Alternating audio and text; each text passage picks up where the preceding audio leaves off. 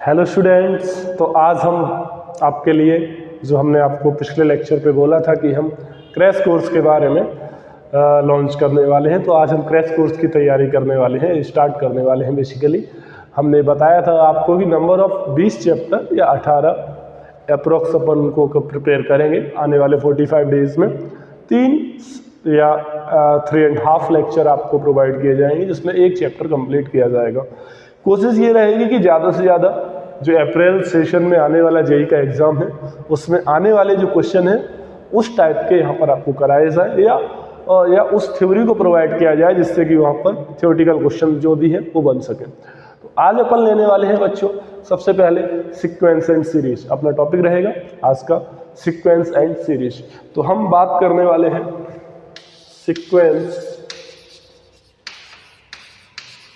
And series के, sequence and series के बारे में बात करेंगे।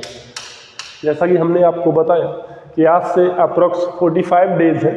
45 डेज में अपन थोड़ा फास्ट चलेंगे क्योंकि जाहिर सी बात है ये क्रैश कोर्स है, तो इसमें ज़्यादा से ज़्यादा हमें थ्योरी के साथ साथ क्वेश्चन को भी हिट कराना पड़ेगा और कम टाइम में कराना पड़ेगा, ठीक है ना। तो आप इस चीज़ का ख्याल रखें, थोड़ा सा पढ़ के आए तो और ज़्यादा बेहतर रहेगा आपके लिए, ठीक है ना। हम स्टार्ट करते हैं सीक्वेंस एंड सीरीज। तो हम ज़्यादा गहराई में न जाकर हम सीधा बताएंगे कि सीक्वेंस का मतलब होता है, सीक्वेंस का मतलब होता है कि अगर कोई 1 2 3 4 5 ये एक सीक्वेंस है और अगर इस सीक्वेंस पर हम एक ऑपरेशन लगा देते हैं, चाहे वो एडिशन हो, सब्ट्रैक्शन हो या मल्टीप्लिकेशन हो, तो ये किसमें तब्दील हो जाती है, आपकी सीरीज में तब्दील हो जाती है, ठीक है ना। इस प्रकार से हम इसको हम कुछ प्रोग्रेशन नाम से भी बोलते हैं कि प्रोग्रेशन। तो प्रोग्रेशन क्या होता है? प्रोग्रेशन एक रूल डिफाइन है। उन टर्म जो है, जैसे कि इसे हम टर्म 1 बोलेंगे, इसे टर्म 2 बोलेंगे, इसे टर्म 3 बोलेंगे, है ना। तो थर्ड टर्म, फोर्थ टर्म, इनको टर्म बोला जाता है। अब प्रोग्रेशन क्या होता है? टर्म 1, टर्म 2 या फिर उनके कोरिस्पॉन्डिंग टर्म्स जो आजू बाजू वाली है उनमें एक रूल डिफाइन हो जाए, उससे हम प्रोग्रेशन बोलते हैं। प्रोग्रेशन 3 प्रकार के होते हैं बच्चों। कौन कौन से प्रोग्रेशन? अर्थमेटिक प्रोग्रेशन, है, geometric progression, arithmetic geometric progression जिसे हम AGP के नाम से भी जानते हैं, और एक होता है हार्मोनिक प्रोग्रेशन। तो ये 4 प्रोग्रेशन हम अपने सिलेबस में हैं, हम पढ़ने वाले हैं। सबसे पहले हम पढ़ेंगे arithmetic progression. Arithmetic progression, arithmetic progression क्या होता है जरा समझने का प्रयास करें। मान लो कोई नंबर है 2 4, कोई 2 4 6 8 डैश डैश डैश, ये अप टू 100 है, ओके। तो इसमें हम बोलेंगे ये टर्म 1 है, ये टर्म 2 है, और ये लास्ट टर्म है। कौन सा टर्म है? Last term. मुझे नहीं पता है, सपोज अपन इस लास्ट टर्म को nth टर्म बोल देते हैं। क्या बोल देते हैं? nth टर्म बोल देते हैं। अपने को नहीं पता, n कोई नंबर है, नेचुरल नंबर है ना, उसको बोल देते हैं। तो आप जब देखोगे कि टर्म 1 और टर्म 2 के बीच डिफरेंस कितना आ रहा है, तो T2 माइनस T1 जब करेंगे, T2 माइनस T1 जब कर रहे हैं तो आ जाएगा 4 माइनस 2। अच्छा, यही है इक्वल टू T3 माइनस इसके, T3 माइनस T2 के। तो ये कितना आ रहा है? 6 माइनस 4, ये भी 2 आ रहा है। और यही T4 माइनस, यही क्या है? T4 माइनस T3 के, और डैश डैश यही सेम चीज, ये nth टर्म है, तो इसे हमने nth टर्म माना है इसे, तो हम इसे Tn बोल देंगे। तो ये हो जाएगा Tn minus Tn minus 1। n minus 1 का मतलब है जो इससे पहले आएगा वो n माइनस 1th टर्म होगा। जाहिर सी बात है 8th टर्म के पहले क्या आएगा? 7th टर्म, 8 माइनस 1 टर्म, है ना। तो अगर ये सभी देखो कैसे आ रहे हैं, इक्वल आ रहे हैं, ये इक्वल आ रहे हैं कि नहीं आ रहे हैं, तो इनका डिफरेंस कैसा आ रहा है? डिफरेंस कॉमन हो रहा है। कैसा डिफरेंस हो रहा है? कॉमन डिफरेंस हो रहा है। डिफरेंस कैसा है? कॉमन डिफरेंस है। कॉमन डिफरेंस को हम शॉर्ट में D से बोल देते हैं। अगर डिफरेंस कॉमन है तो ऐसी सीरीज को हम AP बोलते हैं। क्या बोलते हैं? Arithmetic progression. तो बेसिकली ये जो ऊपर दी गई सीरीज है वो अर्थमेटिक प्रोग्रेशन है, because T2 minus T1 equal to T3 minus T2 आ रहा है, ठीक है ना। इसका मतलब कॉमन डिफरेंस जो है सेम है, हर टर्म का जो डिफरेंस है वो कॉमन है ना। कॉमन डिफरेंस को हम D से डिनोट करेंगे, ठीक है ना। Tn मतलब क्या हो गया, Tn मतलब हो गया nth टर्म हो गया, Tn का मतलब क्या हो गया, nth टर्म हो गया। तो अगर एक जनरल एपी बनाई जाए, एक जनरल एपी बनाई जाए, है ना, general form of AP, general form AP की जनरल फॉर्म क्या होगी, उसे हम लिख सकते हैं पहला टर्म अगर ए बोल दें, है ना। नेक्स्ट टर्म क्या आएगा, डिफरेंस डी होना चाहिए, इसके अगला भी डिफरेंस, इनमें भी अगर इसके बिटवीन डिफरेंस डी है, देखो ए प्लस डी माइनस ए करेंगे डी है, तो इसमें भी कितना होना चाहिए, डी होना चाहिए। सिमिलरली ए प्लस 3d होना चाहिए। अच्छा, ये टर्म कौन सा है, ये T1 है, फर्स्ट टर्म T1 है। ये कौन सा है, ए प्लस डी T2 है, T2 टर्म है ना। ये कौन सा है, ये T3 है ना, ये T3। तो T3 क्या है, ए प्लस 2d। T4 क्या है, T4 है ए प्लस 3d। T5 क्या होगा, ए प्लस 4d। ये कौन सा होगा, T5। तो बेटा अगर मैं T16 पूछूं तो ए प्लस 15d, एक कम कर देते हैं। तो अगर मैं Tn पूछूं, मैं बोलूँ Tn क्या है, तो आप बोलोगे A plus n minus 1 into D आ जाएगा, ठीक है ना। तो nth टर्म का फॉर्मूला क्या आ गया, एपी के nth टर्म का फॉर्मूला आ गया A plus n minus 1 into D. A क्या है, ए फर्स्ट टर्म है, ए क्या है, फर्स्ट टर्म है। डी क्या है, कॉमन डिफरेंस, बता ही चुके हम, कॉमन डिफरेंस। डी क्या, कॉमन डिफरेंस है। और n क्या है, नंबर ऑफ टर्म्स है ना। n क्या है, here n number of terms, ठीक है ना, नंबर ऑफ टर्म्स। तो अगर मैं इसको nth टर्म बोलता हूँ, इसे क्या बोल देता हूँ, nth टर्म, है ना। इसे लास्ट टर्म भी बोल सकते हैं, जैसे मैंने बोला भी है लास्ट में आ रहा है तो लास्ट टर्म हो सकता है। तो बेसिकली फॉर्मूला क्या आ जाएगा लास्ट टर्म का, जो लास्ट टर्म का फॉर्मूला होगा, लास्ट टर्म ही हमारी क्या है, nth टर्म है। लास्ट टर्म इक्वल टू क्या है, nth टर्म है। तो क्यों ना लास्ट टर्म का जो फॉर्मूला होगा वो nth टर्म का होगा, जो कि होगा A plus n minus 1 into D होगा, ठीक है, ठीक है। अच्छा ठीक है। अच्छा, एक चीज़ और अब हम देख लेते हैं कि अगर इनको हम सम कर दें, इनको ऐड कर दें, सभी को सम निकाल लें, तो सम ऑफ nth टर्म क्या होगा, सम ऑफ nth टर्म क्या होगा, sum of nth term of AP की बात चल रही है क्योंकि हम एपी ले रहे हैं। बेसिकली है क्या, ए प्लस डी, क्योंकि सम करना है तो इस जनरल फॉर्म में, जो जनरल फॉर्म आपको दिख रही है, इसको ऐड कर देंगे। तो हम कहेंगे A plus D, A plus 2d, A plus 3d, है ना, and up to so on, कहाँ तक A plus n minus 1 into D, ऐसे कर देंगे। इसको क्या बोल दिया, इसे Sn बोल देते, सम है, सम को Sn बोल दिया, ठीक है।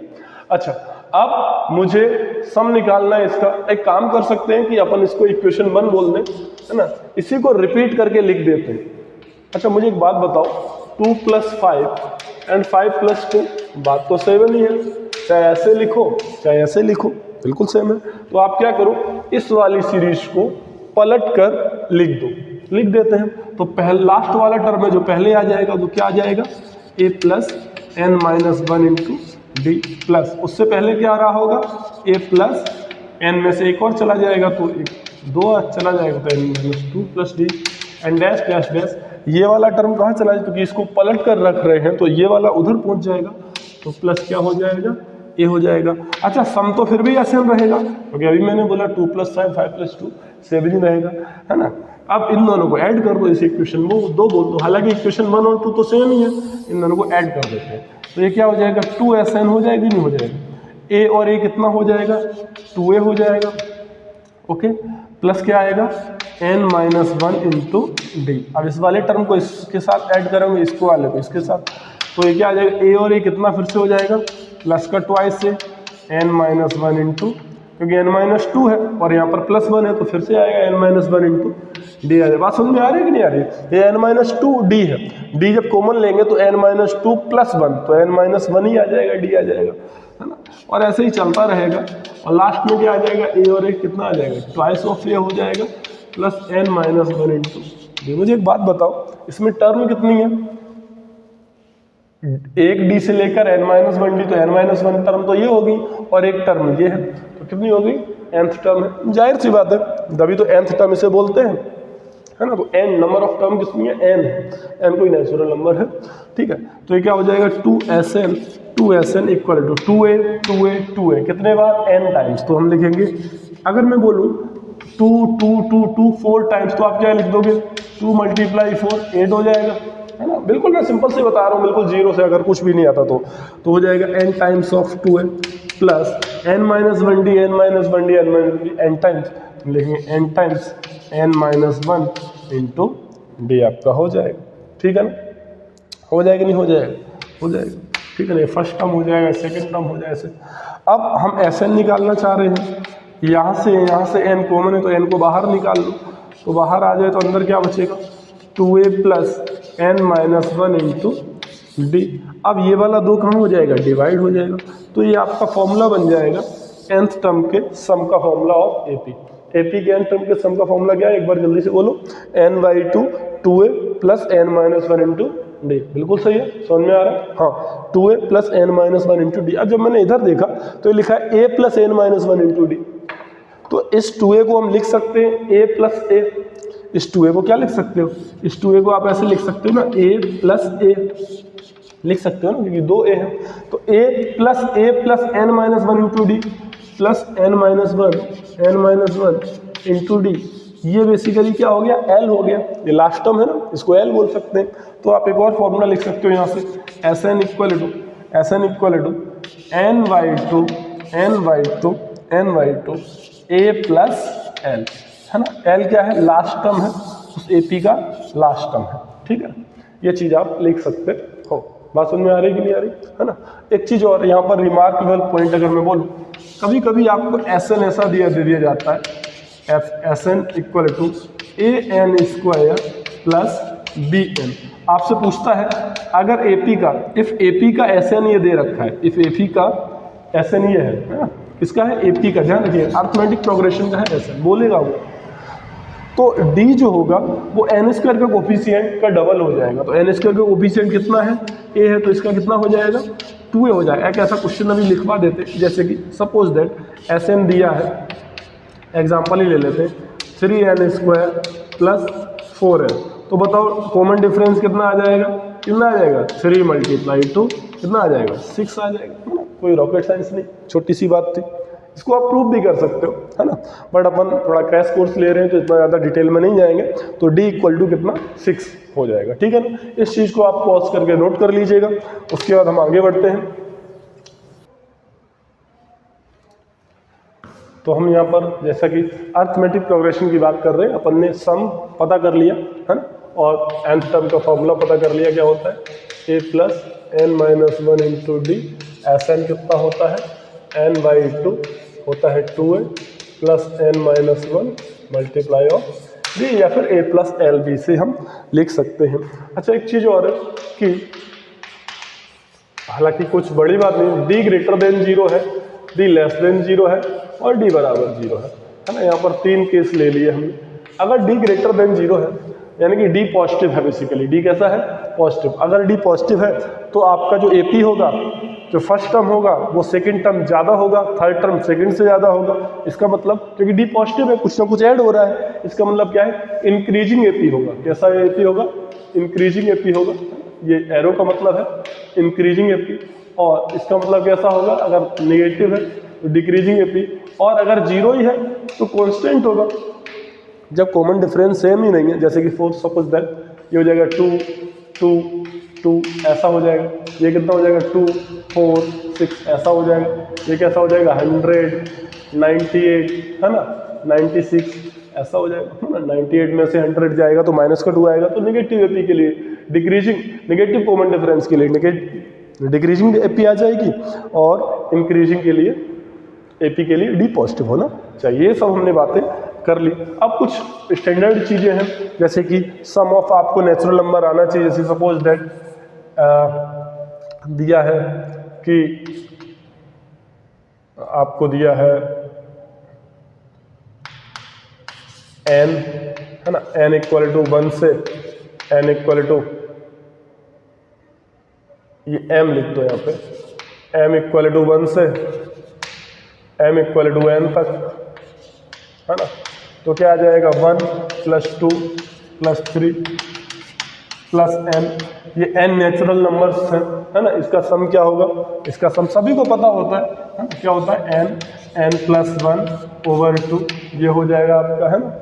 अच्छा, सेकंड क्या है, मान लो वही अगर स्क्वायर कर दिया कि अगर ये m² है, m = 1 से m = n, तो दैट मीन्स ये 1² 2² 3² एंड n², ये कितना हो जाएगा n +1 2n + 1/6 हो जाएगा, ये हो जाएगा। और या फिर आपको ये दे दिया जाए कि sigma m³ m = 1 to m = n, इसका मतलब क्यूबिक है ये, 1³ 2³ 3³ up to dash dash n³ हो जाएगा n +1/2 होल स्क्वायर। ये आपको नेचुरल नंबर्स के सम का, स्क्वायर का, क्यूब का सम, है ना, ये सब अपने को याद होना चाहिए, ठीक है ना। ये चीज़ें अगर याद हो जाएंगी तो अच्छा है। एक क्वेश्चन अगर ले लें, है ना, एक क्वेश्चन अगर ले लेते हैं। क्वेश्चन क्या है, क्वेश्चन कुछ ऐसा है कि भाई आपको दिया क्या गया है कि यदि nth टर्म आपको दिया जाए, nth टर्म दिया गया है आपको 1/3 2n + 1, है ना, 2n + 1 दिया गया है, 1/3 आपको दिया गया है 1/3 2n + 1। Find the sum of 19th term, 19th term. इसके मतलब हिंदी वालों के लिए कि अगर nवां पद दिया गया है 2n + 1/3, तो आपको 19 पदों का सम बताना है, 19 टर्म का सम बताना है। 19 टर्म का सम हम कैसे निकालेंगे, वैसे तो सब कुछ हिंदी में ही है ना, इतना कुछ डिफिकल्ट नहीं है। तो पहले हम T1 निकाल लेते हैं। तो T1 निकालने के लिए n की वैल्यू को 1 पुट करेंगे, तो यहाँ से T1 कितना आ जाएगा 2 × 1 = 2 1 3/3, तो कितना हो जाएगा 1। ऐसे ही हम T2 निकालेंगे। T2 निकालने के लिए n की वैल्यू को कितना पुट करना पड़ेगा 2 2 2 = 4 और 1 5/3 हो जाएगा। ऐसे ही हम T3 निकालेंगे। T3 निकालने के लिए हमें क्या पुट करना पड़ेगा, जल्दी से बताएं। T3 निकालने के लिए हमें क्या पुट करना पड़ेगा, n की वैल्यू 3 पुट करनी पड़ेगी। 3 2 = 6 7/3, है ना। एक चीज़ ध्यान रखा जाए, क्वेश्चन में ये भी बोला है कि AP का है ये, ठीक है ना, AP का है ना। तो एक बार अगर नहीं बोला तो अपने को चेक करना पड़ेगा, जरा देख लेते हैं। 1, फिर अगला है 5/3, अगला क्या है 7/3। ऐसे ही 19 टर्म का मुझे सम बताना है। मैं देखूंगा 5/3, पहले हम क्या निकालेंगे, 19 टर्म का सम निकालना है, तो हम लिखेंगे, आपको क्या लिखना पड़ेगा 19/2, क्योंकि क्या होता है formula n/2, number of terms 19 है, अपॉन 2a, है ना, 2a प्लस n कितना है 19 है, -1 × d, यानी कि d पता होना चाहिए और a पता होना चाहिए। a निकालने के लिए फर्स्ट टर्म 1 है और d निकालने के लिए क्या करना है 5/3 - 1, 5/3 - 1, तो ये हो जाएगा 2/3, है ना। ध्यान रखा जाए, पहले मुझे पता तो चले कि ये AP है ना। AP अगर AP होगी तभी तो ये लगाएंगे। हालांकि इस क्वेश्चन में तो दिया है कि AP का है, मालूम नहीं दिया होता, केवल टर्म दे दिया तो पहले चेक करना पड़ेगा सीरीज है कौन सा, AP है या GP है। चूंकि अभी AP पढ़ रहे हैं तो AP वाला दिया गया है, बट एग्जाम में तो कुछ भी हो सकता है ना। तो आपको क्या दिया गया है, क्या बोल रहा हूँ मैं, तो आप ये तो आ गया 2/3। अब 7/3 में से 5/3 जाएगा तो भी 2/3 आएगा। इसका मतलब कॉमन डिफरेंस जो है वो कैसा आ रहा है, सेम आ रहा है। तो 100% ये क्या है, अरिथमेटिक प्रोग्रेशन है। तो हमें पता चल जाएगा S19 = 19/2, 2 × a कितना 1 है, प्लस 18 × 2/3, क्योंकि D3 है तो 3 6 = 18, 6 2 = 12, तो हो जाएगा 19/2, ये हो जाएगा 2 + 12, और ये हो जाएगा 14 किससे चला जाएगा 7 से चला जाएगा, तो हो जाएगा 19 × 7, है ना। ये आपका आंसर आ जाएगा, ठीक है ना। हाँ, तो ऐसे ही अपन निकाल देंगे, है ना। जैसे मान लो एक अगला क्वेश्चन दे देते हैं, अगला क्वेश्चन मैं ले लेता हूँ। अगला क्वेश्चन ये है कि अगर AP का पीवा टर्म 1/q है, पीवा टर्म 1/q है और क्यूबा टर्म जो है 1/p है, तो आपसे पूछा है find the sum of P Q terms, है ना। ऑप्शन क्या है, ऑप्शन में आपको दे देता हूँ। ऑप्शन दिए गए हैं, ऑप्शन पी क्यू -1 है ना, ऑप्शन दिया गया है पी क्यू -1, अगला ऑप्शन है पी क्यू +1 है ना, पी इंटू क्यू, अगला है पी क्यू -1/2 एंड जो लास्ट ऑप्शन है वो है पी क्यू +1/2, पी क्यू +1/2। तो आपको ये बताना है, ठीक है ना। अगर आपको T P 1/q T Q 1/p है, तो एक तो तरीका है कि आप पूरा प्रॉपर मेथड से करो, है ना। एक तरीका है शॉर्ट मेथड से करो। पहले प्रॉपर मेथड से एक बार मैं बता देता हूँ आपको, पर एग्जाम में प्रॉपर मेथड का यूज नहीं करना है, क्योंकि शॉर्ट मेथड से थोड़ा सा टाइम बच जाएगा। पर आपको अगर सीखना है तो आपको प्रॉपर मेथड आना चाहिए, है ना।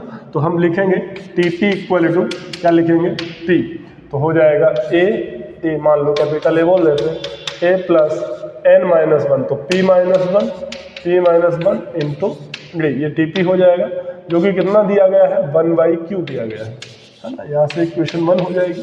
ऐसे ही आप पी क्यू बोलोगे, आ जाएगा a plus q-1 into D, ये 1/p होगा। आप 1 में से 2 को सब्ट्रैक्ट करा दोगे, जब कराओगे तो ये कट जाएगा, है, तो यहाँ से आ जाएगा p minus Q D equal to 1/q minus 1/p। तो यहाँ से आपकी d की वैल्यू कुछ निकल आएगी, d की वैल्यू इसमें डाल दोगे तो a की वैल्यू निकल आएगी, जब d की वैल्यू डालोगे तो यहाँ से a की वैल्यू निकल आएगी, ठीक है ना। और आपको निकालना है कि SPQ, तो SPQ निकालने के लिए अपने को पता है PQ/2 2 इंटू ए प्लस PQ -1 इंटू क्या आ जाएगा, डी है। ए की वैल्यू आप यहाँ से निकाल ही रहे हो, डी की वैल्यू ये निकल के आ ही गई है, ठीक है ना। आप इसमें पुट कर दोगे, आपका जो है जो भी आंसर आएगा वो आंसर है। देखो कैलकुलेशन आपको करना है ना, अपने को फास्ट वे में चलना है, तो अब मैं यही नहीं कराऊंगा, है ना। आप कैलकुलेशन कर सकते हो।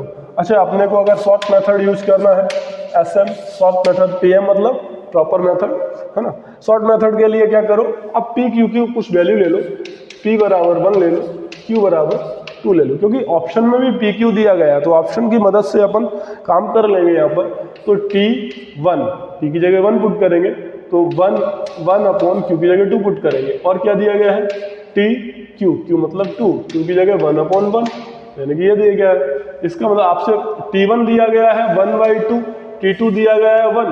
अब मुझे अगर SPQ चाहिए रहता है तो PQ/2 2a, a भी पता होना चाहिए और d भी पता होना चाहिए। तो a तो पता है अपने को, d कैसे निकालेंगे, d हम निकालते हैं कैसे बेटा, T2 माइनस T1 से, तो 1 - 1/2, एक में से आधा जाएगा, है ना, सबको पता है आधा आएगा, है ना, ठीक है। तो PQ का मतलब क्या है, PQ का मतलब है P × Q, इसका मतलब हमने 1/2 माना तो 1 × 2, तो मतलब S2 बराबर क्या हो जाएगा, 2/2, है ना, ब्रैकेट में 2 × a कितना है, a है 1/2, है ना, प्लस PQ कितना आया, 2 - 1 × d कितना है, 1/2। तो ये आ जाएगा, ये कट जाएगा, ये भी कट जाएगा, तो आ जाएगा 1, और ये कितना आ जाएगा 1 प्लस ये हो जाएगा 1/2, मतलब आ जाएगा 3/2। तो अब ऑप्शन दिए गए हैं, तो ऑप्शन में P और Q की वैल्यू अपने को 1 और 2 पुट करना। देखो इतना मुझे समझाने में टाइम लग रहा है, आपको इतना नहीं लगेगा, आप सट से करोगे जल्दी से आंसर आ जाएगा, ठीक है ना। तो PQ की वैल्यू जो है अपने को डालना पड़ेगा, इसमें अगर डालते हैं तो ये तो कितना आ रहा है, 2 - 1 आ रहा है, /2 आना चाहिए नीचे, /2 इसमें है और इसमें है, तो इसमें जब डालते हैं तो 2 - 1, तो ये वाला आ जाएगा 1/2, क्योंकि ये तो 3/2 बन जाए, अच्छा सॉरी 3/2 आपसे बोला गया है, तो कौन सा ऑप्शन हो जाएगा, डी हो जाएगा। P × Q, तो वैल्यू P और Q की वैल्यू तो 2 आ रही है, /2, है ना, +1 3/2 आ जाएगा। तो आप इसको देख लीजिएगा। तो इस प्रकार से अपन शॉर्ट मेथड का यूज कर सकते हैं। बट अगर आप जनरल क्लासरूम में जब अपन पढ़ते हैं, हम ऑफलाइन बैच को लेते हैं, तो हम सख्त मना करते हैं कि आप शॉर्ट मेथड का हमेशा यूज ना करें, पहले प्रॉपर मेथड्स आना चाहिए, क्योंकि प्रॉपर मेथड आएगा तो ही आप कॉन्सेप्ट को अच्छे से लर्न कर पाओगे, ठीक है ना। बट एग्जाम में टाइम चूंकि कम रहता है, इसलिए मैंने बता दिया ये शॉर्ट मेथड भी आप यूज कर सकते हो, वो आप पे डिपेंड करता है। पर मैं चाहूँगा कि प्रॉपर मेथड पहले अच्छे से आप करो, उसके बाद शॉर्ट मेथड पर जाओ। ओके, तो क्वेश्चन पूछता है ना, आया भी हुआ है, ये जेई में आया है, क्या कह रहा है,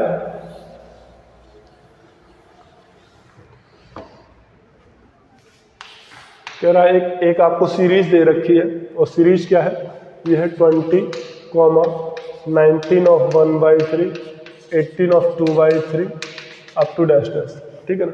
आप जैसा कि देख पा रहे होंगे ये डिक्रीजिंग सीरीज है, मुझे नहीं पता एपी है या जीपी है, एचपी वट एवर कौन सी सीरीज है, पर ये पता है कि टर्म जो है कम होती जा रही है, तो इसका मतलब डिक्रीजिंग सीरीज है, इसका मतलब डी इसका नेगेटिव आएगा, है ना। पूछ रहा है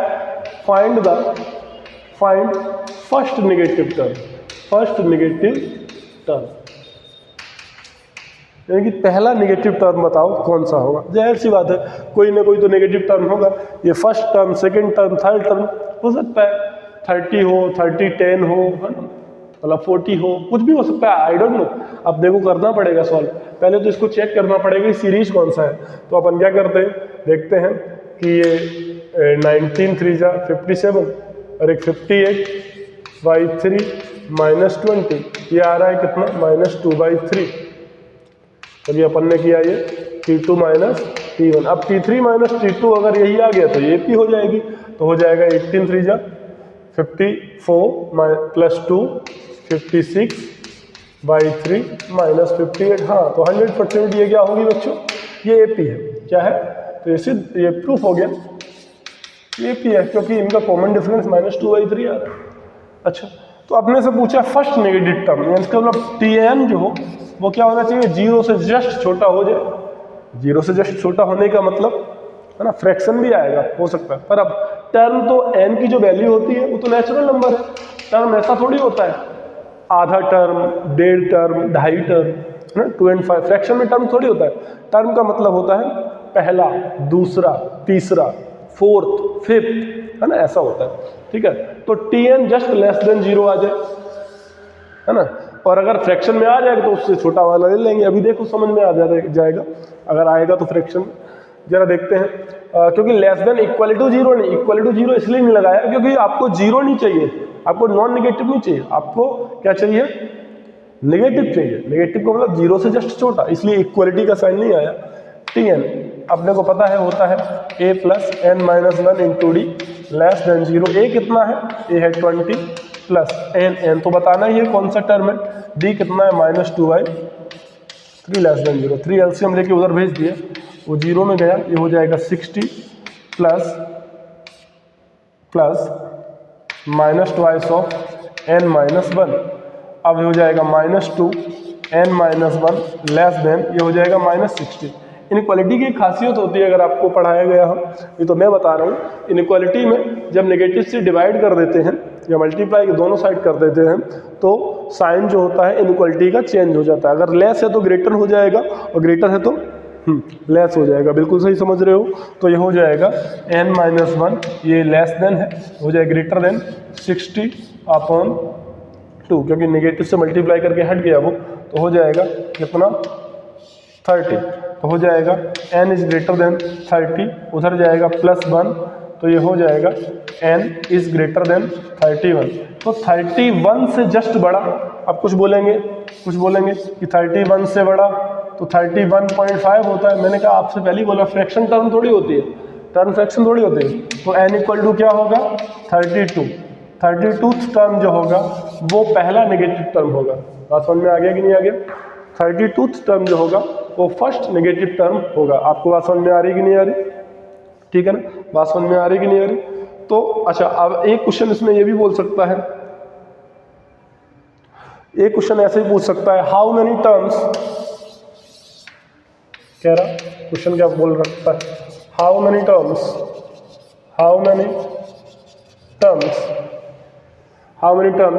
इन अबव, है ना, in above question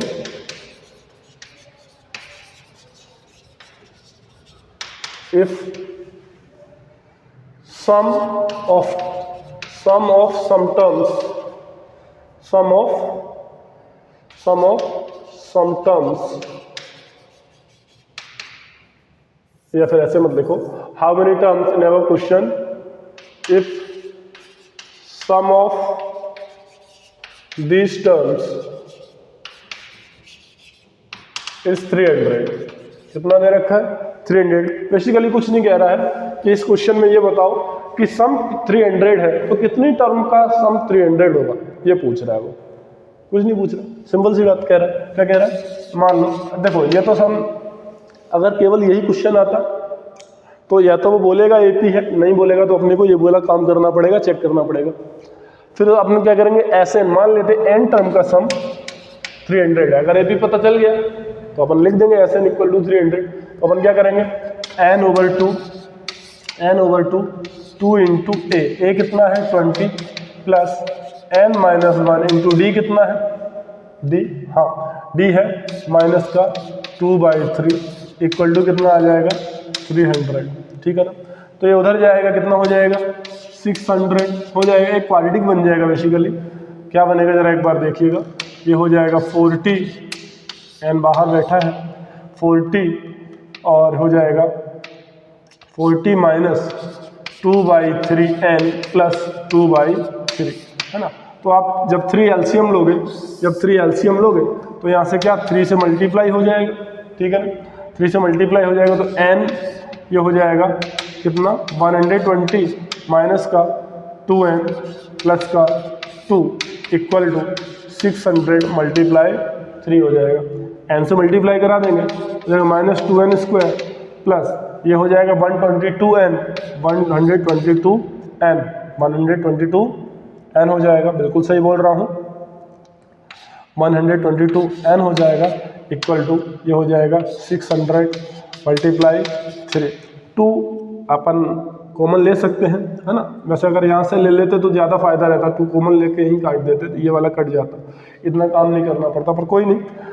minus of n square, है ना, प्लस का 61n इक्वल टू ये हो जाएगा कितना 300 इंटू 3 कितना हो जाएगा 900, है ना। तो हो जाएगा बेसिकली n स्क्वायर इसको सबको उधर ले जाओ, माइनस का 61 माइनस का 61n प्लस का 900 इक्वल टू क्या आ जाएगा 0 आ जाएगा। अब यहाँ से आप क्या करोगे, यहाँ से आप n की जो है 2 वैल्यू आ सकती हैं, ठीक है ना। अब जब आप देखोगे तो आप फैक्टर करोगे, अगर फैक्टर आपको प्रॉब्लम दे रहे हैं तो आप फॉर्मूला लगा देना x बराबर minus b plus minus s d formula upon 2 है। मुझे पता है 25 एंड 26 आएगा इसका, ठीक है ना।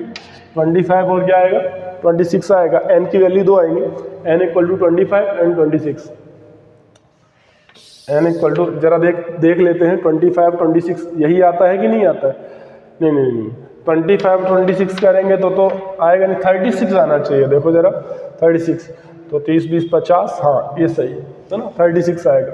तो अब ये तो बड़ा अजीब बात हो गई, क्या बात हो गई कि n की वैल्यू मतलब 25 टर्म और 36 टर्म का जो सम है वो कितना है 300 है। तो ये तो अजीब बात होगी, जैसे कि मान लो, है ना, ये टर्म 1 है, ये टर्म 1 है ना, ये टर्म कहीं 36 है, कौन सी टर्म है, और यहाँ कहीं मान लेते हैं कौन सी टर्म है 25 है। तो यहाँ से यहाँ तक का लेकर भी सम कितना आ रहा है 300, और यहाँ से यहाँ तक का भी सम कितना आ रहा है 300। इसका मतलब क्या हुआ, जो ये वाला है ना, जो T25 से T36 ये वाला सम है, ये कितना रहा होगा 0 रहा होगा। बात समझ में आ रही है क्या कह रहा हूँ मैं, T25 से अगले वाला क्या होगा T26 T27 एंड T36 ये कितना रहा होगा 0, तभी तो पॉसिबल है, अदरवाइज पॉसिबल नहीं है। तो ऑप्शन अगर एक दिया जाए तो भी सही है, और n इक्वल टू 2 ऑप्शन दिए जाए तो सही है। हो सकता है ना कुछ टर्म पॉजिटिव हो गई हो, कुछ टर्म कैसी हो गई हो निगेटिव हो गई हो, और वो कट जाएंगे, और ऐसा ही हुआ होगा, जाहिर सी बात है, तभी आप T26 से 36 आपका 0 आएगा। बात समझ में आ गई। तो आपका क्या हो गया आंसर कि 25 टर्म का सम 300 होगा और 36 टर्म का सम भी 300 होगा। ऐसा नहीं है कि T26 0 है, T27 0 है, T28 0, T36 0, ऐसा नहीं है। उनका सम 0 है, तो उसका मतलब है कुछ पॉजिटिव रहा होगा, कुछ नेगेटिव रहा होगा, जिसकी वजह से वो 0 आ गया। बात समझ में आ गई है ना? इतना पॉज करके नोट कर लो। तो आंसर क्या आया, नंबर ऑफ टर्म्स कितना आया, how many number of terms, 25 और 36, दोनों ही आंसर हो सकते हैं। ठीक है ना? इसको करने के बाद, ठीक है ना, ठीक है, जरा देखो मैंने कुछ क्वेश्चन लिखे हैं, जरा देखो मैंने कुछ क्वेश्चन लिखे हैं। क्या है, एपीज है ना, 2 एपीज हैं जिनके सम का रेशियो दे रखा है ना, मैंने ज़्यादा लिखा नहीं। एपीज के 2 एपी है बेसिकली, एस और एस डैश है ना, उनके सम का रेशियो मैंने दे रखा है S n upon S n dash. nth term का सम का रेशियो दे रखा है 7n+1 upon 4n+21। Find the ratio of 11th term, ratio 11th term. Basically क्या पूछा है, T11 अपॉन T डैश 11 पूछा है आपसे, ये पूछा है। ठीक है, कैसे करेंगे, सबसे पहले देखते हैं। एस एन क्या होगा, n/2 upon 2a plus n-1 into D, ठीक है ना, अपॉन nth टर्म का रेशियो है तो n तो सेम रहेगा n/2, पर सेकंड एपी दूसरी है, एस डैश है ना। 2 एपी का सम दे रखा है, मैं फिर से क्वेश्चन समझा दूं। 2 एपी का सम का रेशियो, यानी कि एक एपी में, दोनों में टर्म कितनी है, n टर्म है, पर उसका फर्स्ट टर्म अलग होगा, दूसरी वाली एपी का फर्स्ट टर्म अलग होगा, तो कॉमन डिफरेंस भी अलग अलग होंगे, होंगे नहीं होंगे। तो उनका जो रेशियो दे रखा है, 7n+1/4, 7n+1/4n+21, तो रेशियो पूछा है क्योंकि उनके 11th टर्म का रेशियो क्या होगा। तो 2 एपी हैं, तो अलग अलग मुझे डी मानना पड़ेगा, तो 2a, ये कैपिटल ए मान लेता हूँ, n-1 इंटू इसका कॉमन डिफरेंस भी अलग होगा, कैपिटल डी मान लिया, इक्वल सेम मानूंगा तो कट ही जाएगा ना भाई, हाँ, तो हो जाएगा 7n+1 अपॉन 4n+21। जरा ध्यान से देखो, 1 सेकंड का क्वेश्चन हो जाएगा ये, एक तो ज़्यादा बोल दिया, 15 सेकंड में क्वेश्चन हो जाएगा ये, पर अपन एक बार पूरा प्रॉपर तरीके से देख लेते हैं। अब मुझे एक बात बताओ, आपको ये चाहिए 11th चाहिए, तो T11 कैसे निकालेंगे, a + 11 - 1 इंटू डी, मैं डायरेक्ट बोल दूँ, क्या बोल दूँ, 10d अपॉन कैपिटल ए, तो ये टी डैश है, 10 capital D equal to question mark. अब देखो यही तो बताना है, यही बताना है। तो अपने को क्या करना है, पहले तो 2 हटाओ, तो 2 कॉमन ले लिया, तो आ जाएगा a + n-1/2d upon capital A plus n-1/2 capital D equal to 7n+1 upon 4n+21। ठीक है ना, बिल्कुल सही है। अब आपको n-1/2 को कितना बनाना है, 10 बनाना है, तो हम लिख देंगे n-1/2 इक्वल टू क्या पुट करना है, 10, क्योंकि मुझे यहाँ पर क्या चाहिए, 10 चाहिए, तो ये पूरी फोटो सेम हो जाएगी, नहीं हो जाएगी, बिल्कुल हो जाएगी। तो अपन रिप्लेस करा दिए, यहाँ पर n-1/2 इक्वल टू 10 से रिप्लेस करा दिए, तो n इक्वल टू कितना आ गया, 21, n इक्वल टू क्या आ गया, 21, तो 21 आ गया, 21 आ गया। तो हम n की वैल्यू 21 आ जाएगी, तो n की वैल्यू जब इसमें 21 पुट कर दो, n बराबर इसमें 21 पुट करो, तो a प्लस कितना आ जाएगा, 10d, क्योंकि वही पुट ही किया है, तो 10 n-1/2 को 10 ही तो पुट किया है, तो 10d upon capital A plus d equal to n की जगह कितना पुट करना है, 21, तो 7 × 21 + 1 अपॉन 4 × 21 + 21, वटेवर इससे जो भी आंसर है वो कैलकुलेशन का पोर्शन वो आप कर लोगे। तो ये क्या आ गया, बेसिकली आ गया T11 अपॉन T-11 आ गया कि नहीं आ गया, तो आंसर आ जाएगा कि नहीं आ जाएगा, आ जाएगा। आप इसको ऐड कर लेना, जो भी आंसर है वो तो आ ही जाएगा। अब मैं ये बोल रहा हूँ आपसे कि इसको, जैसे कि एक और क्वेश्चन अगर मैं लेना चाहूँ, देखता हूँ एक क्वेश्चन और ले लेते हैं अगर है तो कहीं, ठीक है। जैसे कि ये दिया गया है 3n + 8 अपॉन 7n + 15, है ना। अब आपसे यहाँ पर पूछ ले, मान लो पूछ ले 15 टर्म का बताओ, कुछ भी ले लो, 15 टर्म का क्वेश्चन क्या है, फिर से बता देता हूँ। If sum of nth term of 2 AP जरूर बोलेगा, तभी अपन ये वाला फॉर्मूला लगा पाएंगे, तो क्वेश्चन ये है कि the sum of two APs nth of nth term basically 3n plus 8 upon 7n plus 15, then find the 15th term, find the ratio of 15th term, है ना। ये दे रखा है, अगर nth टर्म का रेशियो दे रखा है सम के तो 15 टर्म का रेशियो बताना है। फिर से वही बात हो जाएगी, वही पूरा काम करेंगे। मैं एक तुम्हें ट्रिक बताता हूँ। ट्रिक क्या है जरा उसे ध्यान से देखो। ट्रिक, आप ट्रिक बोल सकते हो, कुछ ही बोल सकते हो। जब भी आप यहाँ पर n-1, यहाँ पर भी आएगा अपॉन 2, बात तो सेम है। इतना तो काम मुझे सेम करना पड़ेगा उस क्वेश्चन में भी। n-1 अपॉन 2 इक्वल टू, आपको यहाँ पर कितना पुट करना पड़ा था 10, वहां पर कितना पुट करना पड़ेगा 14। हाँ यार, क्योंकि a प्लस 11-1 इंटू डी था, 11 टर्म है ना, तो n टर्म होता है n-1 इंटू डी, तो 14 टर्म हो जाएगा, 15 टर्म हो जाएगा a प्लस 15-1 इनकी 14d, तो 14 आ जाएगा। तो कितना आ जाएगा n इक्वल टू कितना आ जाएगा 28 प्लस 1, कितना आ जाएगा, कितना आ जाएगा 29। इसकी जो T5 अपॉन T-15 है, हाँ, तो उसमें क्या पुट करेंगे 3 मल्टीप्लाई कितना पुट करेंगे 29 प्लस 8 अपॉन 7 इंटू 29 प्लस 15। ये वाला आंसर जो भी आप सॉल्व, कैलकुलेशन आपको करनी है भाई, मैं कैलकुलेशन नहीं सिखा रहा यहाँ पर, ठीक है ना, कॉन्सेप्ट सिखा रहा हूँ। तो आपको ये यहाँ पर आपसे हो जाएगा, बिल्कुल हो जाएगा, हाँ, नो प्रॉब्लम। मैं क्या कह रहा हूँ, मैं क्वेश्चन और पूछ लिया कि अच्छा एक बात बताओ, यहाँ पे अगर ये पूछ ले nth टर्म का रेशियो बताओ, nth टर्म का रेशियो बताओ, तो सीधी सी बात है अपन क्या करेंगे n-1 अपॉन 2, इतना काम तो सेम करना पड़ेगा, बस इसको रिप्लेस किससे कराना है, यहाँ पे 10 से कराया, यहाँ पे किससे कराया, इससे कराया। अब किससे कराएंगे, m से कराएंगे कि m-1 से कराएंगे, m-1, बिल्कुल सही बोल रहे हो।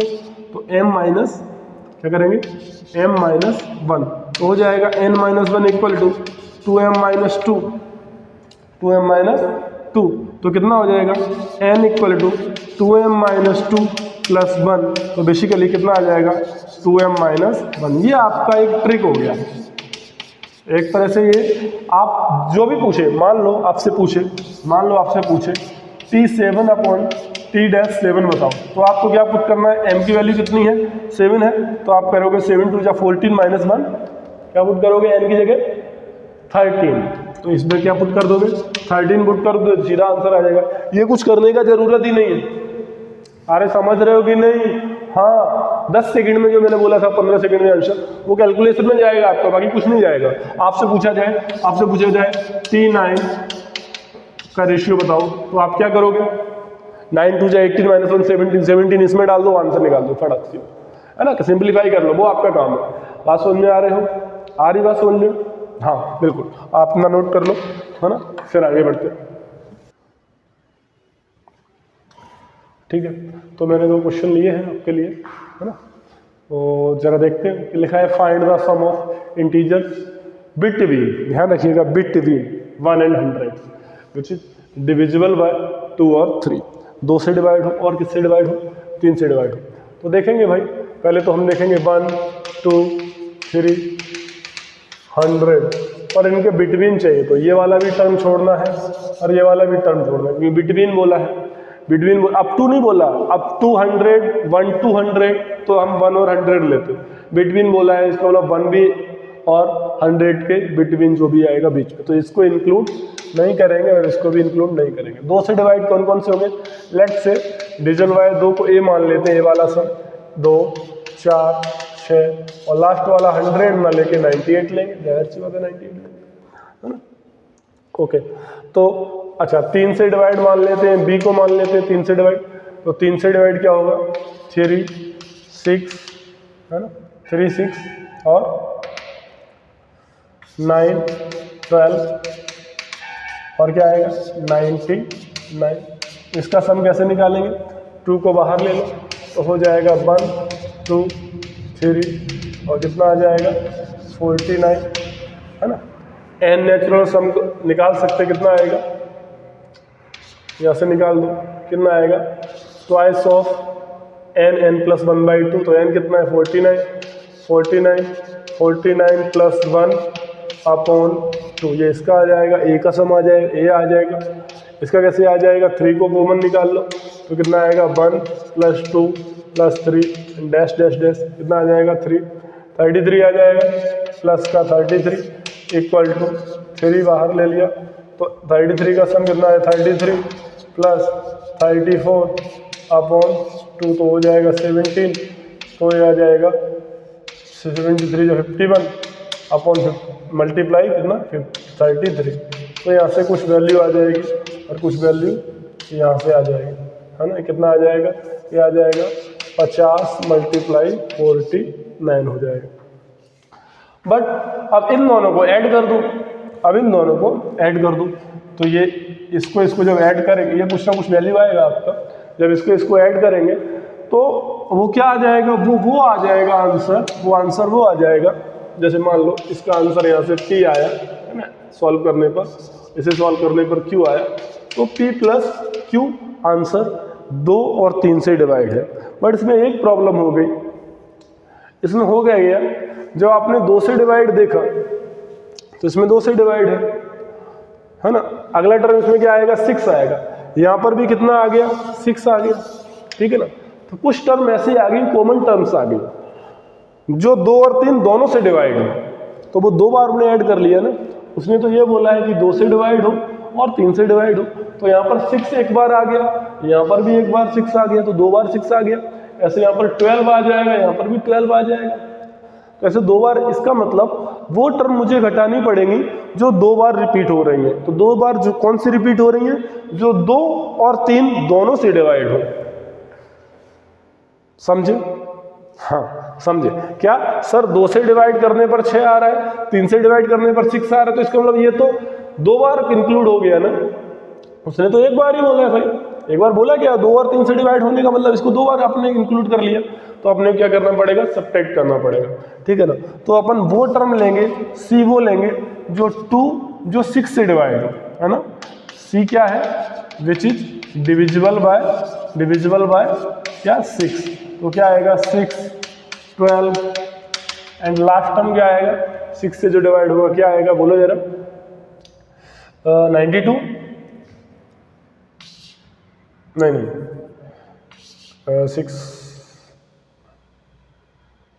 96 जरा देखो, है ना 96 ही आएगा, 6 से डिवाइड, 6 बन जाए 6 36।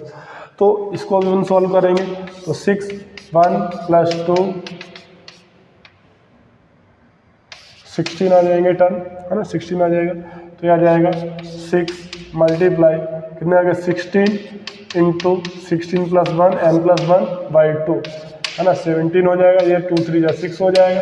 तो ये जो भी आंसर आ जाएगा ये अगर मान लो R आंसर आ गया, क्या आ गया R। तो आपका जो आंसर फाइनल आएगा वो आएगा, पूछा क्या है, डिविजिबल बाय 2 और 3। इसका मतलब क्या है, आंसर आएगा P + Q। इसका जो आंसर सॉल्व करने पर आएगा P, इसका जो आंसर सॉल्व करने पर उन दोनों का सम माइनस ये जो सॉल्व करने पर आएगा 16 × 17 × 3, तो उसको R को सब्ट्रैक्ट कराना पड़ेगा। तो ये आपका जो है नेट आंसर आएगा, फाइनल आंसर आपका ये आएगा। मैं कैलकुलेशन नहीं कर रहा हूँ, फिर से बोल रहा हूँ, आप कैलकुलेशन कर लोगे क्योंकि उसमें टाइम जाएगा, है ना। तो आपका ये आंसर बेसिकली, अगर आपको देखा जाए, एक सेट A है, एक सेट B है ना, और मुझसे बोला जाए A यूनियन B बताओ, तो अपन क्या लिखते थे, A + B - A intersection B, है ना। तो जो इंटरसेक्शन का मतलब जो कॉमन पार्ट है, जो कॉमन पोर्शन है, कॉमन पोर्शन किसे बोलेंगे, जो किससे डिवाइड है, हाँ 2 और 3 दोनों से डिवाइड है, यानी कि 6 से डिवाइड है।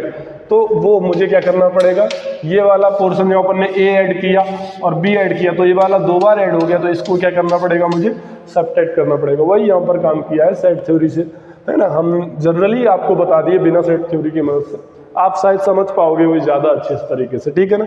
अगला क्वेश्चन कह रहा है, क्या कह रहा है कि A² B² C² in AP, then prove that B, ये किसमें, AP में होंगे, ठीक है। एक चीज़ याद रखी जाए, AP में कुछ भी ऐड करो या सब्ट्रैक्ट करो, है ना।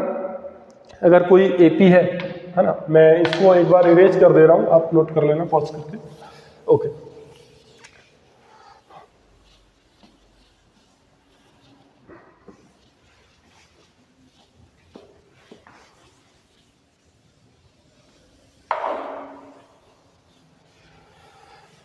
मैं ये बोल रहा हूँ कि A B C A P में है, तो अपने को पता है b minus a equal to c minus b होगा। तो 2b इक्वल टू कितना हो जाएगा, a प्लस सी। जब इसे सॉल्व करोगे b equal to a plus c by 2। इसको कहते हैं मीन। क्या बोलते हैं, mean of a and c। a और c का मीन क्या होता है, उनको ऐड कर दो और दो टर्म है तो 2 से डिवाइड कर दो, ठीक है। अच्छा, अगर मैं यहाँ पर a में k जोड़ देता हूँ, b में भी सेम k जोड़ देता हूँ, k कोई नंबर है, और c में भी कोई k ऐड कर देता हूँ, तो भी वो किस में रहेंगे, AP में। सब्ट्रैक्ट कर देता हूँ तो भी वो किस में रहेंगे, AP में ही रहेंगे। बात समझ में आ रही कि नहीं आ रही? ऐड, सब्ट्रैक्ट, मल्टीप्लाई, डिवाइड कुछ भी करो वो AP में ही रहेंगे। सेम थिंग करनी चाहिए। मुझे बताओ, अगर आप AP में हो तो अभी मैंने जो किया, दिस आजू माइनस बाजू इक्वल टू बाजू माइनस आजू, इसका मतलब B square minus a square. मुझे प्रूफ करना है कि आप भी किसमें हो, AP में हो, ये आपको प्रूफ करना है। इसकी मदद से करेंगे तो b square minus a square equal to c square minus b square, है ना। ये अपन यही तो करेंगे अपन। ये किसमें है, ये AP में है। ये किसमें है, AP में है। अब जरा मैं इधर देखता हूँ, तो मैं क्या कर रहा हूँ यहाँ पर, 1 upon c plus a minus 1 upon b plus c equal to 1 upon a plus b minus 1 upon, बोलो जरा, minus 1 upon c plus a. ये किसमें होंगी, ये किसमें होंगी, AP में है। तो मान लेते हैं, लेट अपन कंट्राडिक्शन मेथड से अपने मान के चलते हैं कि जो दिया गया है अपन पहले ही मान ले रहे हैं कि वो AP में है, और अगर AP में मानने के बाद कुछ ऐसा आ जाता है तो प्रूफ हो जाता है, तो प्रूफ हो जाएगा, क्योंकि ये AP में है तो AP में मानने के बाद ही ये हुआ है तो उसके लिए प्रूफ हो जाएगा। अच्छा, तो अपन क्या करेंगे, यहाँ पर एलसीएम लेंगे, क्या हो जाएगा, B plus c minus c minus a, B plus c minus c minus a हो जाएगा B प्लस सी हो जाएगा C plus a equal to, LCM लेंगे C प्लस ए और A प्लस B, तो हो जाएगा C plus a minus B। ये A कट जाएगा, है ना, ये C कट जाएगा। तो जो यहाँ से मैं थोड़ा इधर ही लिख देता हूँ, उल्टा चल रहा हूँ, है ना, तो कितना बचेगा बोलो जरा, B माइनस ए अपॉन B। हम चाहे तो ये काट सकते हैं, वैसे ऐसा काटना नहीं चाहिए, है ना। C प्लस ए से C प्लस ए को आप कैंसिल आउट कर सकते हो, और वहाँ पे लिखोगे जब काटोगे कि C प्लस ए नॉट इक्वल टू 0, ऐसा लिखना पड़ेगा, है ना। B माइनस ए, तो ये हो जाएगा B माइनस ए। अब A प्लस बी को इधर ले आओगे तो B माइनस ए, और A प्लस बी को ऐसे लिख सकते हो B प्लस ए। बात सेम ही ना, B प्लस ए प्लस बी बराबर, इधर कितना लिखा, B प्लस सी को उधर ले जाओ, उधर बचा कितना, C माइनस बी, और ये कितना लिखा, C प्लस बी, सेम ही तो चीज़ है। तो बेसिकली क्या आ गया, हाँ देखने लगा ना, B square minus a square, है ना, इसको लिख सकते, फॉर्मूला है, तो C square minus b square, ऐसा लिख सकते हैं कि नहीं लिख सकते, बिल्कुल लिख सकते हैं अपन, है ना। तो B square minus a square equal to C square minus b square, hence proof, क्योंकि ये किसमें है, AP में है, ये हमें पहले से दिया गया है, इसका मतलब 100% जो हम मान के चले हैं AP में है, तो वो सच में वो किस में ही है, वो AP में ही है। ये बात समझ में आ गई कि नहीं आ गई, ठीक है ना। एक क्वेश्चन कभी कभी आ जाता है टर्म चूज करने के लिए, अगर आपको टर्म का चयन करना है कि भाई टर्म का चयन कीजिएगा, जैसे कि अगर आपको कभी भी आपको 3 टर्म चूज करनी है, 3 टर्म ऑफ AP, तो आप हमेशा इनको चूज कीजिएगा, A minus D, A plus D। उसका कारण है, अभी मैं क्वेश्चन लूँगा समझ जाओगे। अगर मान लो आपको 4 टर्म चूज करनी है ना, आप हमेशा चूज कीजिएगा A minus 3D, A minus D, A plus D, A plus 3D। जब इनको देखोगे A माइनस D से ये 2D का गैप है, यहाँ पर भी 2D का गैप है, और यहाँ पर भी 2D का गैप है। इसका मतलब ये सच में किस में है, AP में ही है। हालांकि अपन क्या जनरल टर्म क्या होती है, A plus D, A plus 2D, A plus 3D, ये 4 टर्म है, ये भी AP में है। बट अपने को ये वाला चूज करना प्रेफर करो जिससे कि आपको फायदा रहेगा। जैसे कि क्वेश्चन है कि मान लो कभी कभी बोल देता है कि कोई एक क्वाड्रिलेटरल है ना, क्वाड्रिलेटरल है, तो उनके जो एंगल है वो AP में है। मान लेते हैं ये A, ये B, C, D, तो अपन मान लेते हैं angle A, angle B, angle C, angle D किस में है। ये क्वेश्चन में दिया गया है, ये क्वेश्चन बोल रहा है, मैं नहीं बोल रहा हूँ, ये क्वेश्चन बोल रहा है कि if a quadrilateral angles are in AP, है ना, एंड कॉमन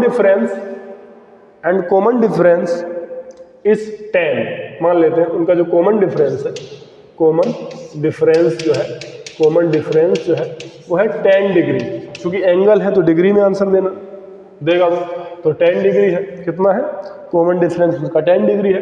तो कह रहा है फाइंड द ऑल एंगल, क्या बोल रहा है, फाइंड द ऑल एंगल्स। देखो अगर अपन ये वाला लेंगे, मान लेते A है, फिर B वाला एंगल ये मान लो, C वाला ये मान लो, D वाला ये मान लो, तो अपन सब एंगल का क्या कर देंगे, सम कर देंगे। और सब एंगल का सम कितना होता है, 360 डिग्री होता है। तो यहाँ से 2 वेरिएबल आएंगे, एक तो A आएगा, एक D आएगा। अब इक्वेशन एक है, वेरिएबल 2 है, तो अपन सॉल्व नहीं कर पाएंगे। इस वजह से हमने आपसे बोला था अभी कि आप इन टर्म का ख्याल रखें। इन टर्म को अगर याद कर लेंगे तो अपन सीधी बात है, ये भी तो AP में ही है। और जब देखोगे, जब इनका सम करेंगे तो D माइनस D, ये DD कट जाएंगे प्लस माइनस से। तो अपन क्या मान लें, एंगल A को मान लेते हैं, एंगल A को मान लेते हैं A minus 3D, angle B को मान लेते हैं A minus D, angle C को मान लेते हैं A प्लस D, और एंगल D को क्या मान लेते हैं, A plus 3D।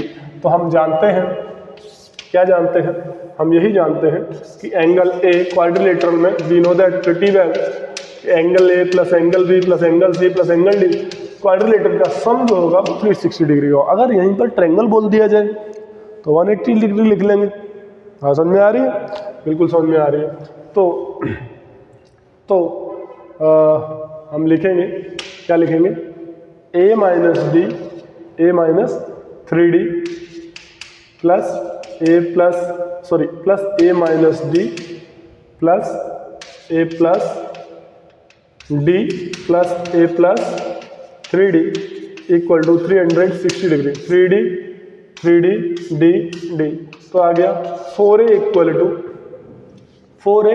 Equal to 360 degree. तो A इक्वल टू कितना आ गया, बोलिएगा जरा, A इक्वल टू कितना आ गया, A कितना आ गया, 90 डिग्री। कितना आ गया, A 90 डिग्री आ जाएगा।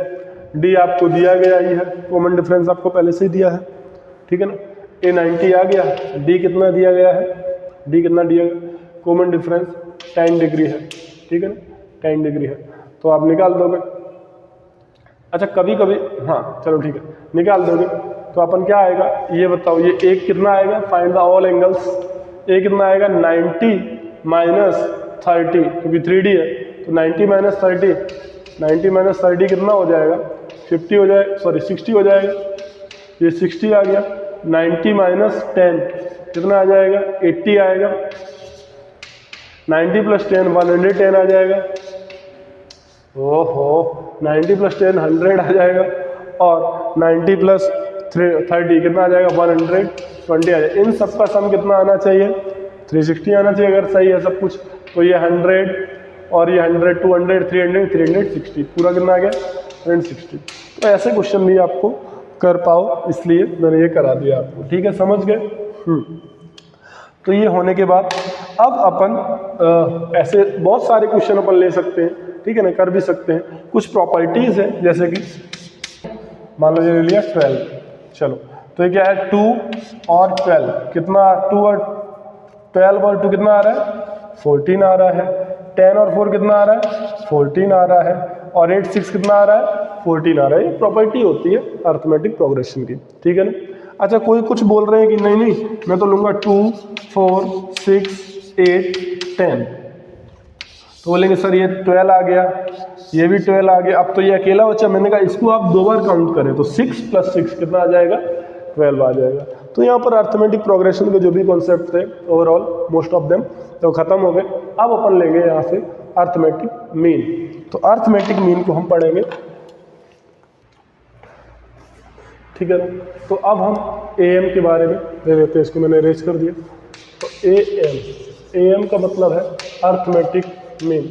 अर्थमेटिक मीन क्या होता है, जैसे कि अपन NAM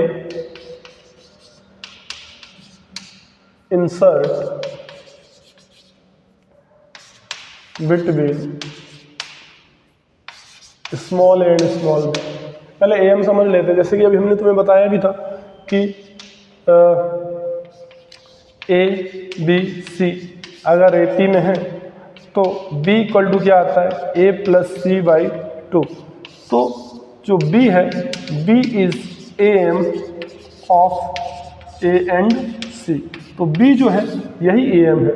B जो है अर्थमेटिक मीन है, B जो है अर्थमेटिक मीन है, इसका A एंड C का अर्थमेटिक मीन है। तो हम मान लेते हैं कि A और B के बीच में NAM इंसर्ट किए गए हैं।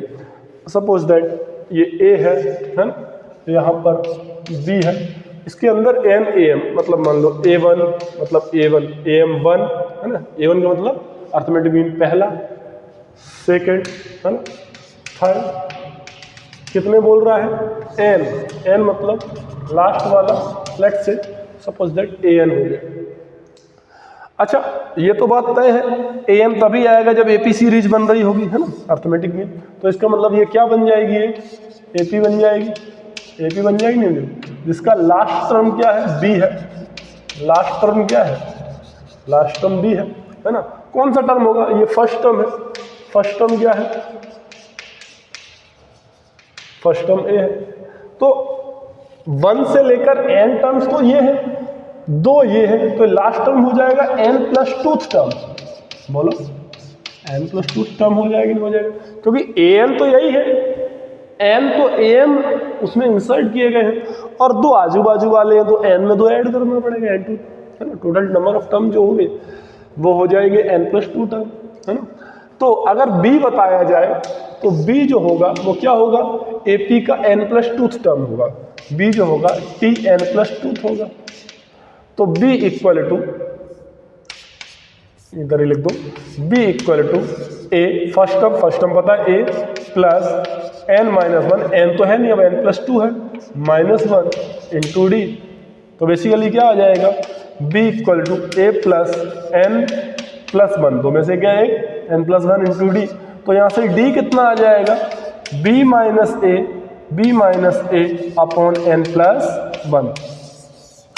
मुझसे पूछा जाए A1 बताओ, तो A1 का मतलब क्या है, A1 कौन सा है, T2 है, सेकेंड टर्म है, ध्यान रखिएगा, क्योंकि फर्स्ट टर्म तो T1 तो A है, बिटवीन है ना, तो ये तो है जरूर फर्स्ट AM है ये, पर टर्म कौन सा है, T2 है। तो हम कैसे लिखेंगे, A + D। मुझसे पूछा जाए A2 बताओ तो कैसे लिखेंगे, A + 2D। मुझसे पूछा जाए A5 बताओ तो कैसे लिखेंगे, A + 5D, क्योंकि टर्म जो होगा 6 होगा, क्योंकि उसके पहले एक है, उसको भी काउंट किया जाएगा, A है। बात समझ में आ रही। तो अगर आपसे AN पूछा जाए तो कैसे लिखोगे, A + N - 1 × D। आप ऐसे कर दोगे तो आपको A तो पता ही रहता है, क्योंकि बिटवीन NAM इंसर्ट किए गए A और B के बीच में, तो A तो पता होगा, B भी पता होगा। आपको क्या नहीं पता है, D नहीं पता है, तो D अपन ने निकाल लिया। सबसे इंपॉर्टेंट चीज है D = last minus first upon number of term में एक ऐड कर देना। जैसे कि हम आपसे बोले कि 2 और 100 के बीच में आपको जो है 9 AM इंसर्ट किए गए। कितने AM इंसर्ट किए गए हैं, 9 AM इंसर्ट किए गए, है ना, क्वेश्चन है। तो बताओ सभी AM को बताओ, A1 क्या होगा, A2 क्या होगा, A3 क्या होगा, है ना, सभी बताने हैं, ठीक है ना। तो बता सकते हैं कि नहीं बता सकते, सभी बता सकते हैं। जैसे कि आपसे पूछ ले डायरेक्टली A7 क्या होगा, क्योंकि 9 AM इंसर्ट किए गए तो 9 भी होगा, एक लास्ट AM 9 होगा। तो अपने को A क्या होगा, A1 क्या होगा, A प्लस डी। A पता है कितना है 2 प्लस डी, ये तो 2 है ना, D पता नहीं। D निकालने के लिए क्या टीचर ने बताया, D इक्वल टू क्या करोगे, B माइनस ए अपॉन एन प्लस, जितने भी AM इंसर्ट किए गए उनमें से एक ज़्यादा। तो B कितना है 100 माइनस A कितना है 2 अपॉन 9 प्लस 1 10, तो कितना आ जाएगा 98 अपॉन 10, ये हो जाएगा। तो कितना आंसर आ जाएगा 2 प्लस 98 अपॉन 2, ऐसा आ जाएगा, सॉरी 2 प्लस 98 अपॉन 10, ऐसा आ जाएगा, आंसर मिल जाएगा। ऐसे A9 बताना है तो 2 प्लस 9 इंटू डी कितना है 98 अपॉन 10, है ना, 9.8 करके जो भी वटेवर। मैंने तो एक डाटा एग्जैक्ट डाटा नहीं लिया, ऐसा डाटा लिया, आप तो कैलकुलेशन करके निकाल सकते हो। आपसे A7 पूछा तो क्या लिखोगे, A प्लस A तो 2 है, 7 इंटू डी कितना है 98 अपॉन 10। कुछ भी पूछे बता दोगे। क्या A10 पूछेगा, A10 पूछेगा ही नहीं, क्योंकि 9 AM ही है, तो A10 कैसे पूछेगा भाई, नंबर ऑफ AM तो 9 ही इंसर्ट किए गए है ना। मान लो आपसे ये कभी कभी पूछ लेता है कि ऐसा दे दिया 1 और 51 के बीच में n AM इंसर्ट किए गए, कितने n AMs इंसर्ट किए गए, और अगर आपको कोई रेशियो दे दे, जैसे कि अगर मैं क्वेश्चन देखूं कोई दिया गया हो तो कितने AM, हाँ, तो बोल रहा है A4 A7 का जो रेशियो है, A4 A7 जो है वो है 3:5, है ना, 3:5। तो बताओ find the value of n, बताओ तो n की वैल्यू बताओ। बता देंगे भाई, क्यों नहीं बता पाएंगे, बता देंगे। कैसे बता देंगे, A4 क्या है, A plus 4D, A plus 4D, और ये क्या है A plus 7D equal to 3/5, है ना।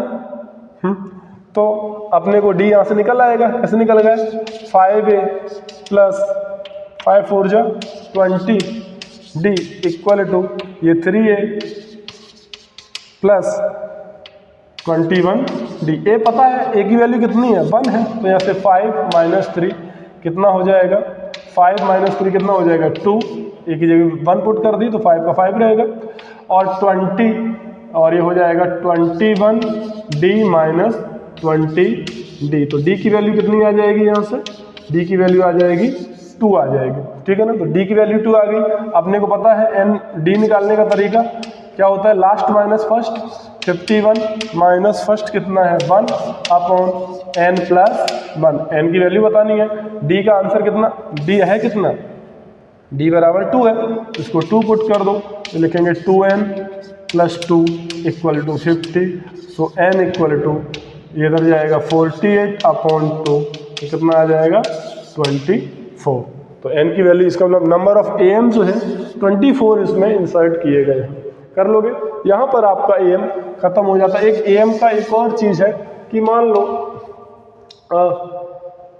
अगर A और B के बीच में n AM क्या किए गए हैं, डाले गए हैं, तो सम क्या होगा, सभी AM का सम क्या होगा, तो ये सम जो आता है वो n टाइम्स हो जाता है A प्लस B ओवर 2, ये हो जाता है सम इसका, ठीक है ना।